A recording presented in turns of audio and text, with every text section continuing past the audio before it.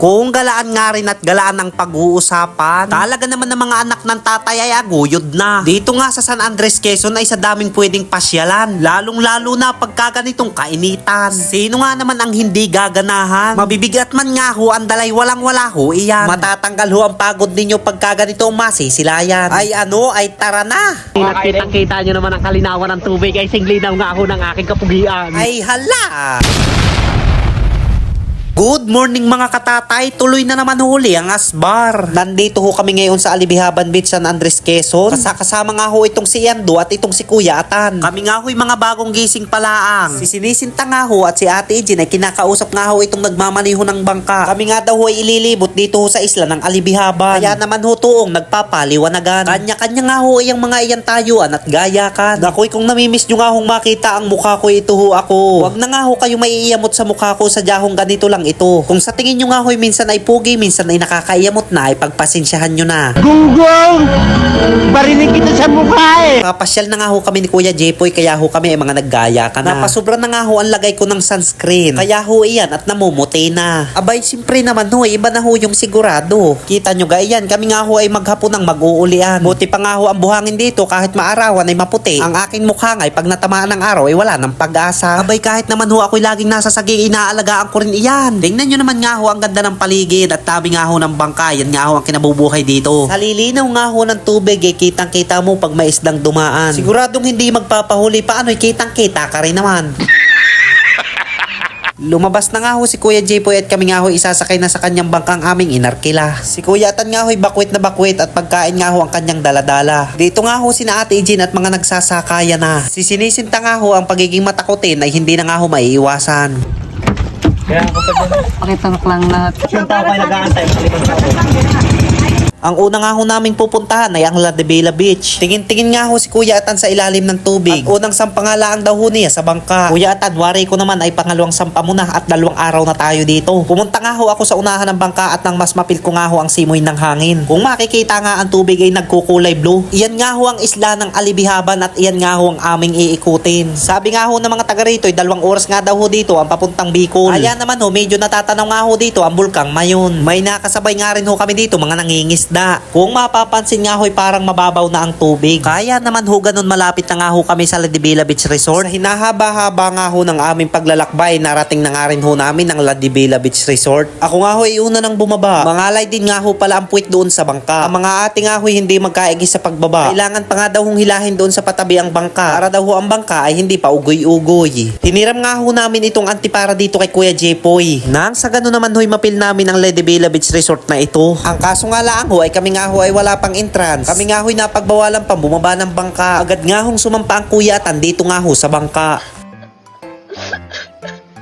Pumunta ka din ni Ate Ejin entrance. Bumayad nga laang ho kami sa kaya. Kung mag-i-entrance naman ho kami, sayang din naman ho at panaglitan laang naman. Opo, okay lang po Kaya ba? na lang ang bayaran nyo.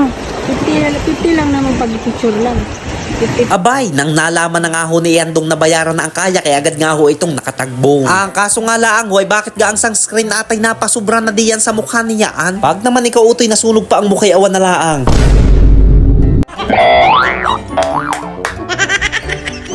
Sa ganitong eksena nga na may hindi maaring hindi magkapitsura. Kahit magalaw ang tubig, halay sige. At pagkatapos nyo naman di pahiram naman ako at makalaot naman. Sinisintang ay talagang hindi na magkaintindihan. Nang makatapos na nga ang mga iyan, ay bay sayang ang bayad ay ako'y nakapicture din. Sinisintay buti pa kita'y manglaot. Hindi pa nga kami magkaigi sa pagsasagwa na iyan. Kung kakaliwa nga kami o kakanam. Iniiwasan ko nga uminit ang ulo nito. Sa ikli nga ho ng sagwang hawak-hawak na ako ay saglit na saglit lang ho sa aking ulo.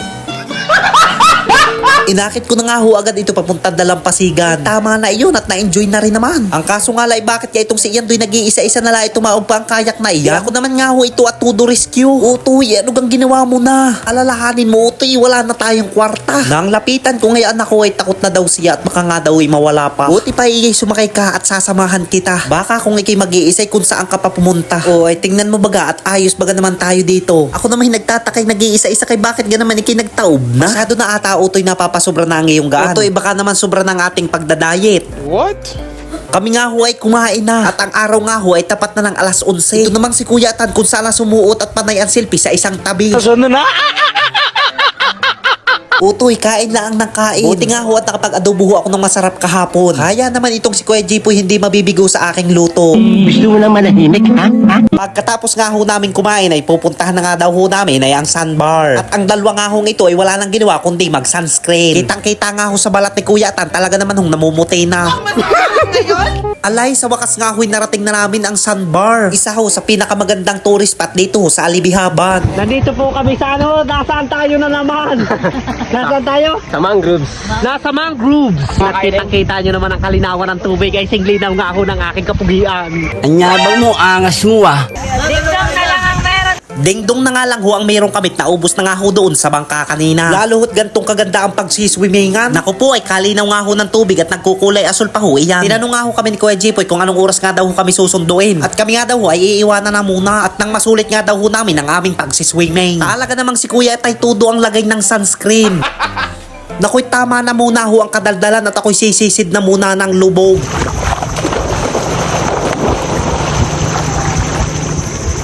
Naku po ay parang nga ngayon lang nakakita ng tubig. Ay sayang nga ho ang mga ginastos kung hindi mo nga ho susulitin iyan. Abay nadamay na nga ho ang aking sasaging. Alam nga namang hindi pa mag-enjoy day yan.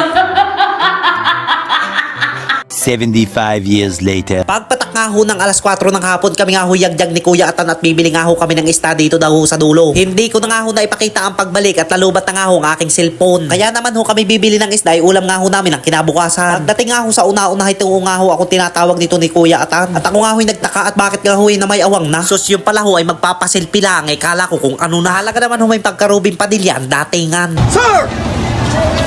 Yes, sir!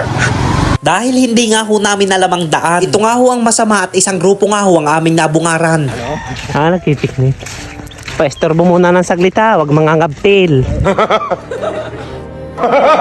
Ay oo, yung gang makatnaan ka ng isa sa binte ay kalayo ng ospital at tatawid pa nga ng dagat. Ay alay, magpaula-ulaga ka diyan. Ay, saan po dito ang bilihan ng isda? Na ito na nga ho kami sa bilihan ng isda kung saan nga ho napakalayo nga ho ang aming nilakan. Ito. Ay, sa linggo yan. Kompleto. Ay, sa rin. Pwede rin sinigang. Ang tinda nga lang daw ho ni ate ay galunggong at ang kanya daw hong isda ay kanyang i-deliver. 2 kilong isda nga ho ang aming kinuha. Nagpaturo nga ho kami kay ate kung saan ho ang malapit na daan papunta ho doon sa aming tinutuluyan. Ito nga ho ang 2 kilong isda at labit-labit ko na. Alay-ala nga naman ho, iwanan pa, yan ho ay nabayaran na. Ay, naliligaw na. Kami nga ho'y nahahagas na at baka nga ho kami naliligaw na. Alay, di kami nga ho'y dire-diretso lang nga ho ang lakad. Nadaanan nga ho rin namin ang Alibihaban Elementary School. Sa wakas nga ho ay natagpuan na rin namin ang aming tinutuluyan. Malulutuin mo. Ikaw lutuin naman. Pipritusin mo ito. Walang hindi mo ito pipritusin. A few moments later. Ganyan nga ho akong umuto sa kanya, talaga hong aking sinusunod.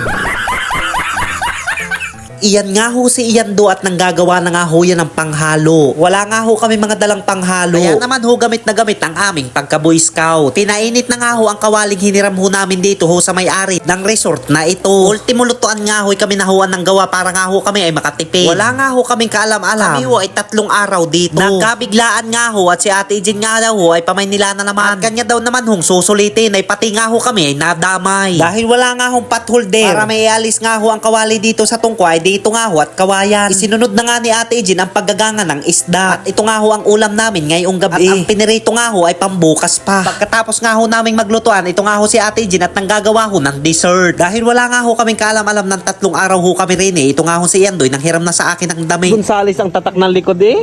Daloki ka pangalan ko na ikaw. Mamaya, kamoy ko na rin yan. Ganyan lang nga ho kaming magkapatid ni Ate Jen kaya naman nga hong maghagalpakan. Kinabukasan na nga ho pagpatak nga ho ng alas 4 ng umaga. Kami nga ho'y naggagaya ka na at kami nga ho'y uuwi na. Kami nga ho'y may mga dadaanan pa at papasyalan pa kaya nga ho kami ay maaga. Ginagayak na nga ho namin ang aming mga dadalhin. Kaya naman ho yung mga parang lukmayin ay mga bagong gising pangalaang ho. Kuya Jepoy nga ho ay hindi namin makita at kami nga ho'y tatawid na ng kabilang isla. Pasensya na nga ho kayo, talagang hindi umipiktive nga ho ang sunscreen. At iyan nga ho at para na nga hong dinusmo. Papatawid na nga ho kami ng kabilang isla at kami nga ho'y uuwi na. Pero bago nga ho kami kami umuwi, ay kami nga ho ay may papasyalan pa. Kaso naman ho, ang bumugad ho sa amin ay napakalalaking alon. Haba naman ho kami nga ay nakasakay sa bangka. Nahampas-hampas nga ho sa bangka at halos nga ho ay nagilid-gilid na. Sa awa naman ho ng Diyos ay ligtas naman ho kaming nakatawid galing ho ng isla ng Alibihaban. Dito nga ho at kami nga ho ay lalabas na punta naman ho kami ng Makapaya Hills. Kinuha na nga ho namin ang aming mga motor. Nakapasok na nga ho kami papuntang Makapaya Hills. Mga mumukat-mukat pa nga ho at yang naman nga ho mga bagong gising. Hindi pa nga ho kami nakakarating pero nakikita na ho namin ang mga bunduking tanawin. Pagkarating nga namin ho dito, hindi lang pala ho kami ang pinakamaaga. Talagang ang Makapaya Hills San Andres nga ho ay sikat na sikat at dinadayo na ho ng mga turista. Ang mga kuyatan nga ho at iyando ay talagang nakasunod na. Susulitin talaga ho ni Ate Ejin ang pagpunta rin eh. At halos nga ho yung mga hindi na nabalik. Yang naman ho mga 3 araw na. Kung hindi nga ho kayo makapunta at kayo nga ho'y abala, wag ho kayo mag-alala mga viewers ko at ipapakita ko nga ho sa inyo. Ito nga ho ang Makapaya Hills. Ayon nga ho doon sa nagtitinda ho doon sa baba. Kaya lang daw ho ito nakilalain nung panahong pandemic. At ang mga nakadiskubre nga lang daw ho dito ay mga estudyante. Hanggang nga naman module lang at online class ay walang mga magawa ay siguro yung mga nag-uli pagkakatapos magsagot. Kaya naman siguro may naitutulong din naman ang mga gala. Aba ay tingnan mo nga naman ang mga layas at nakakadiskubre rin naman. Kaya naman ho ito'y napabilang dito sa tourist spot sa lalawigan ng Quezon. Paano nga ho hindi masasabing tourist spot? Ito nga ho yung mga dumayo pa galing Candelaria. Bay akala nyo guys hindi ko alam. Ay nagtanong ho ako doon sa driver kung taga saan nga ho sila. Pagkatapos nga namin nung dungawin ng Makapaya Hills na ipapunta naman ho kami ng Navarrete Falls. Pagbaba nga ho namin may nagbigay nga daw ho nito kay Iyando. At iyan daw naman ho ang aming sunod na pasyalan. Ay sa daming iyay pag ipapasyalan natin ubos na ang kwarta. Baka itam ng kulaang ng sagay magkapira pa. Diyan ko nga ho kay ate nakuha lahat ng kwento tungkol ho dito sa Makapaya Hills. Makapaya Hills! Papaya here. Yes! Thank you, ate. At last na nga ho, ito ang kahuli-hulihan naming target, ang Navarrete Falls. Sa pangangahas naman ho ni Ate Jen at palaging magmamaneho. Pati naman nga ho si Iyando ay napatakbo. Paano hindi nga ho mapapatakbo? Kanya nga ho yung motor ay baka magasgasan. Sabi na si Ian doon na, ang kulit-kulit mo. Ay wala yan. Kaya maglakad.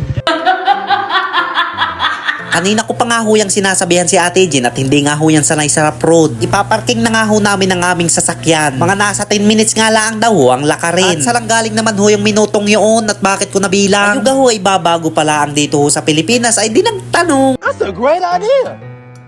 Doon ko nga ho itinatanong sa mga nakikita ko sa daan. Alam nga naman ho dyan kay Iyando at kay Kuya Atan ay kasama ko laang naman. Anong malay-malayan na yan dito ni Iyando? Abay patatagalin pag nga ho ang paglalakad ay digay sabi ko nga ho 10 minuto lang. Ito nga ho at papasok na nga ho kami ng libre. Ano kayo, siniswerte?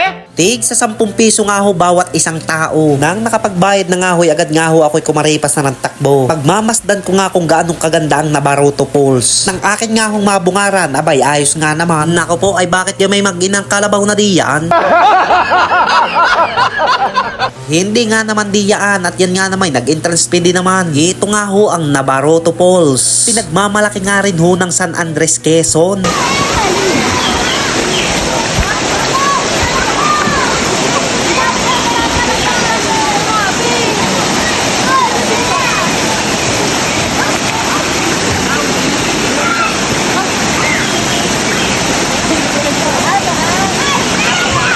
Nakasabay nga rin ho naming maligo ang galing nga ho sa Makapaya Hills. Ay lamig nga ho ng tubig at nagkukulay blue. Hindi na nga ho nakakapagtaka kung bakit nga ho ito'y dinarayo. Pag nakita nyo nga ho yung taong iyan ay maghulog na lang nga ho kayo ng piso.